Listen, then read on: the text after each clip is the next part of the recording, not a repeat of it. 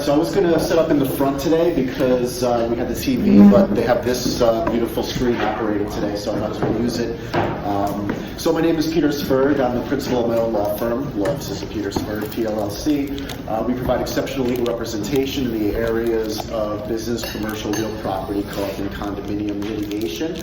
Our work primarily brings us to Manhattan, Brooklyn, Queens, Richmond County on occasion, Westchester, Nassau, and Suffolk County, and we also practice in the federal courts in the Northern District, the Southern District, the Eastern District, and we are also admitted in the Second Circuit Court of Appeals, where we have a brief that's been submitted already. So, almost 5 years ago, I started this firm. I was in a partnership before that, and started out my career as an assistant district attorney out in Suffolk County, which was a terrific experience, and I've sort of been in the courtroom ever since. My direct interaction with clients of all sizes has really enabled me a very good perspective on providing legal services, and I developed a strategy and a mantra, which is client-driven litigation and client-driven results. What that means is that we use litigation as a tool to achieve the goals and objectives of our client, as opposed to the litigation being the prime goal itself. I think perhaps as a young associate, I was always very excited to write motions because I wanted to argue and I wanted to win. And as you start dealing with clients with actual budgets and bottom lines, you understand and learn that in order to satisfy their needs, you just can't rack up endless legal fees without authorization, without them knowing what's happening in the case. The last thing I had ever wanted to experience was a telephone call from a client saying, what's this bill for, and I'm not paying it. That's a waste of my time and energy, and it's not caring for the needs of the client. Yes, I'm happy to win motions and I'm happy to conduct trials. They're very expensive, and a lot of times my clients we can together find an off-ramp to litigation without having to go to trial, but sometimes obviously we do. We take a pragmatic and pointed approach to the litigation to achieve the core objectives very early on, to try to maximize client resources and use of the firm's time. In order to do that, we really have to get a holistic view of who the client is, what their core objectives are, and what their wants are. Some clients come to me and they are so full of rage and spite for their adversary that it's slash and burn. If I know that this is a slash and burn campaign and we're pillaging, I'm very happy if you can pay, because we're going to do that. And I'm going to do a lot of legal work. And I'm going to generate a lot of fees. And I'm going to generate a lot of anxiety and discomfort to the adversary. Sometimes the adversary is in the same emotional and mental frame of mind, and all the lawyers are going to be really happy. Other times, my clients say, listen, I got a notification from my co-op board that says that I'm violating this noise ordinance, and if I don't cure the violation, in 10 days they're going to kick me out. I know that their prime objective is to get the pressure off and take off the heat. So I can accomplish that with moderate amount of legal work, but this is not a 10-year-long experiment or campaign. So the client understands where they want to go, I know where they want to go, which is the most important thing. A lot of my bigger competitors have 20 associates. 5 of them touch a file, maybe for the first, second, third, fifth time, billing at $500 an hour, and many of their clients are very happy to pay those bills.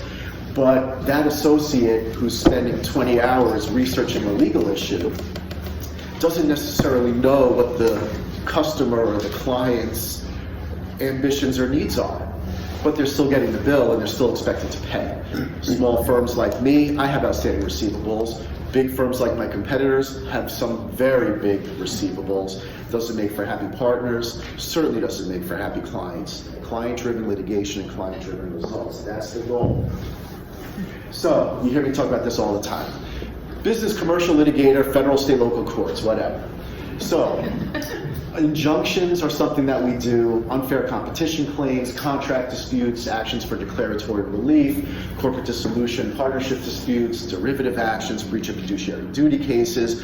Keep in mind as we go through these slides, not one particular area of the law is exclusive to business and commercial litigation, because we do injunctions in real property litigation as well. So if you want to learn more about these particular areas, you can just go to my website. The ones that are underlined, that's actually a link that will take you to some discussions about what that is.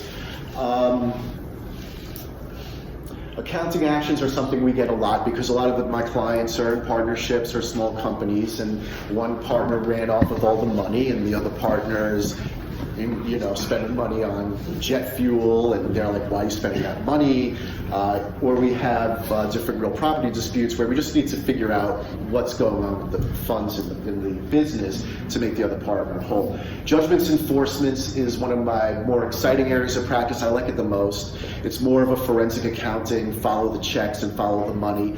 Right now we're in federal court in the Eastern District of Brooklyn, chasing after $1 million+ judgment that was obtained by my client about 6 years ago. And it's interesting to see where all the money's been flowing and where it's been going. So we're suing the spouse to try to attach liability to her because the shell game of the various corporate entities that they keep creating and closing and the money that shuffles back and forth leads me to various remedies that I have in a litigation context. I'm not going to chase after a $500 judgment and garnish people's wages. I try not to do that kind of work because it's more labor intensive. I like the meaty judgment enforcement work where we can really dig into the file and clients who want to pay for that kind of service. Fraudulent conveyances, as Michael Tessetta will know from the title insurance world, this is like ridiculous. People signing corporate documents, transfers going here and there, mortgaging of real properties from people who have no right, title, or interest to the property. It really happens. I had interactions with a case in Brooklyn, one of the testimonials we'll read about later. We actually had to set aside a fraudulent conveyance. It was a husband and wife team who owned property. She claimed she was the owner of the property. He claimed he was. He leased out the property, and then he ended up selling the property in violation of a court order. But we ended up chasing that around. It was years and years and years of fun legal work for me. Real property litigation. Most of our clients, they deal with property every day, whether it's their own house, whether it's their investment property, whether they're buying property, whether they're forming a company to own property, whether they have interest in a property as a contingent beneficiary or whatever. These are all areas of real property litigation that I've actually done. My one housing discrimination case, and Ian worked on this file. We had a beautiful client who had a great co-op apartment, didn't live there, but her addicted to heroin boyfriend lived there on and off, and the board got whiff of what was going on here and decided to get everyone out. So my client's like, what do I do? So we ended up litigating for her. Ian ended up cleaning up the apartment and getting it ready for sale with Julianne, and you guys did a great job. She sold the apartment and we lived happily ever after. Slander of title, actions to quiet title. I have a bunch of these cases going on right now. If you think you have a right to title property, we will sue, put a lis pendens against the property so everyone knows there's a dispute, and we'll come in there and do it. Even landlord-tenant, commercial, and residential, we're in the housing courts for commercial and residential at least once a month on average, I would say.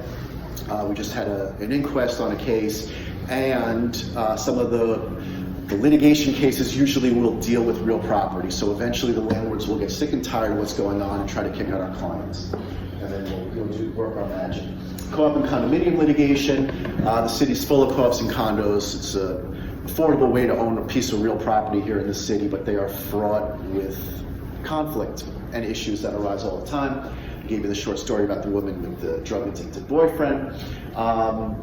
Corporate governance issues, we have that. The breach of fiduciary duty issues that arise with co-op, this disparate treatment. I'm being singled out for bad treatment because the president of the co-op lives underneath me, and now they're screaming and yelling because my radio is too noisy, now they want to throw me out. These are some of the classic things that we get, but we also have dealt with issues of small co-ops on the Lower East Side and downtown, where it's 5 people who own a 5-story building and each person's on the board.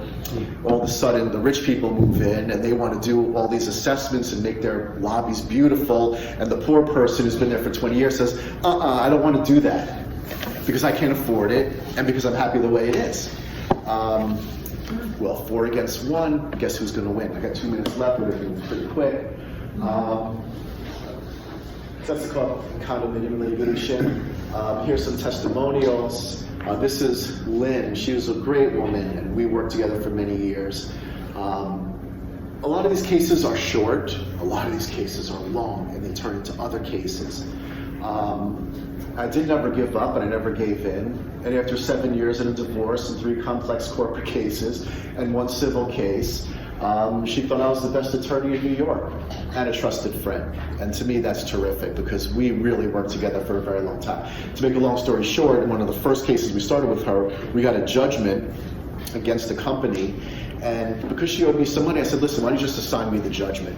So I chased that judgment, and just like 3 weeks ago, I got a nice check because I ended up suing them to enforce the judgment, and they finally wrote the check, and I ended that case. That was going to be appealed also. Paul Jureb still relies on me. We have some great conversations. He's got a great management company, TriStar Equities. I suggest you contact them if you have anyone who needs property management needs, but I'm always there to help him out. Again, neighbor disputes in apartments. I think this next one may sum it up rather perfectly.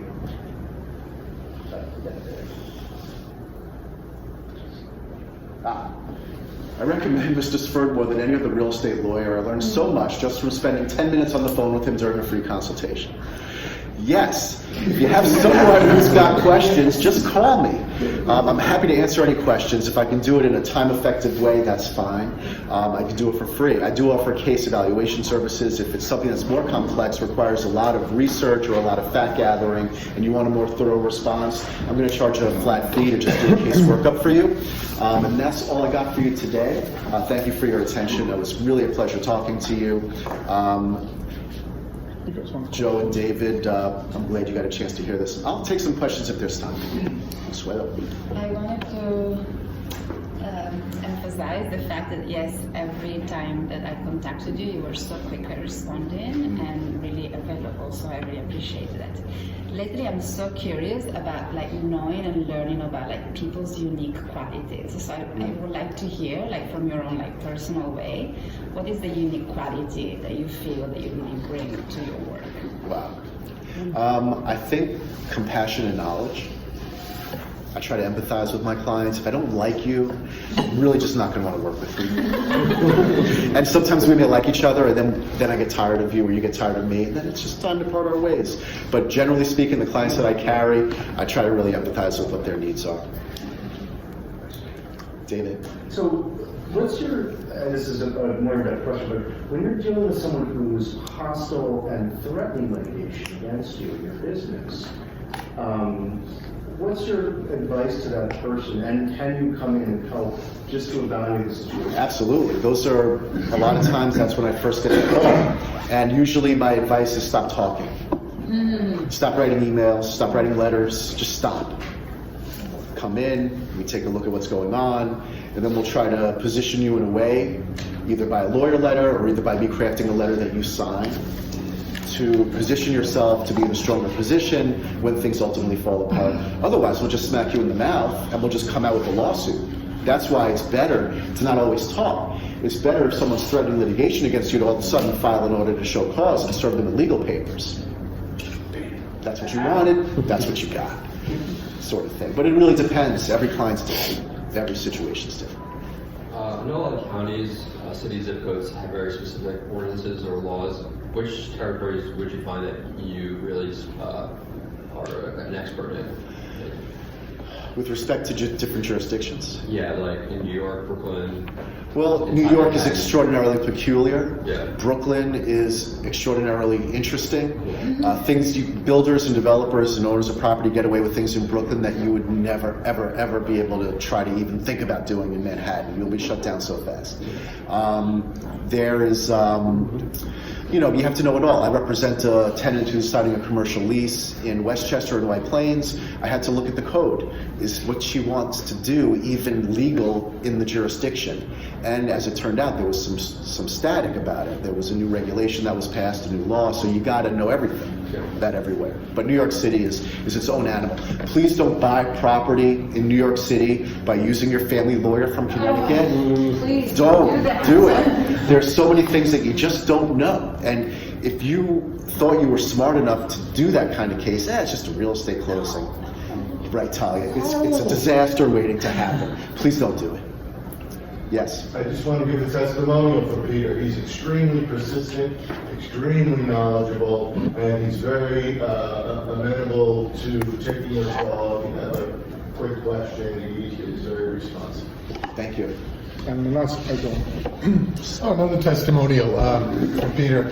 I hired him as to represent us on our condo board. We had some very acrimonious neighbors.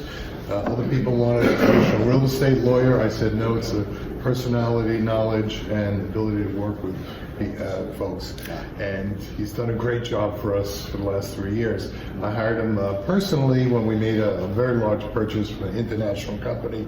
They did not want to take the goods back. Peter researched the law, wrote a letter, and within a week the money was back. Yeah. Thank you, Steve. And that's so interesting too. You really have to have some kind of personal connection with your professionals that you use, and I think it's really important. Sometimes it's a question of using the law. Sometimes it's just a question of being a referee or a judge or a goalie. When I represent municipalities or condo boards, like I'm the one who's there to I'm the shield. I'm the first defense. So if you're going to attack someone on the board, just attack me. So I can sort of diffuse situations that way. But that's just being a people sort of person and understanding relations. And a final testimonial, and also a good way to wrap this up, is I refer people to Peter, and as a former lawyer, the worst thing possible is referring to lawyers.